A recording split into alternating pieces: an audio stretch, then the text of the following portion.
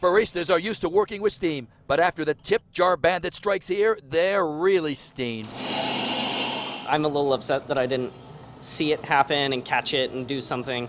Do something about this. Check the security video. There he is, using a cap and sunglasses just to hide his face, but there is no hiding what he does next. 1 minute waiting on his coffee, and the next making a run for it after he grabs the tip jar. That fast, he just swiped it and was gone. And out of the corner of my eye, I kind of saw him just take off. And so I looked at her, and that's kind of how I noticed him. And if all that's not bad enough, stealing a tip jar with maybe 20 bucks inside. But wait until you hear about his getaway car. It's just out of camera range here.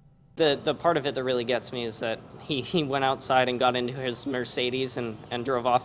You really need the $20 from our tip jar.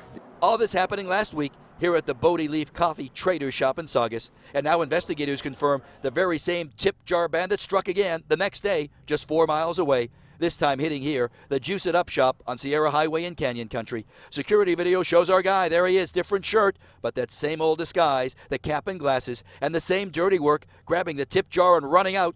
The clerks behind the counter watch him. They never knew what hit them until it's too late. They realize now, and he runs out chasing after the tip jar bandit, but it's too late. He's already driven off, you bet, in his signature getaway car. Walked outside and hopped into his Mercedes-Benz and drove off.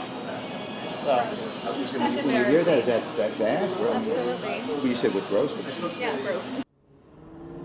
Gross, she says. Now live, they're saying maybe he's gotten away with $35 at most in tips.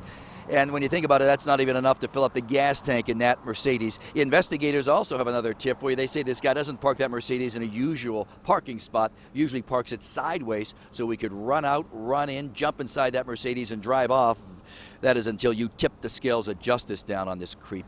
For now, we're live, Canyon Country. Back to West LA we go.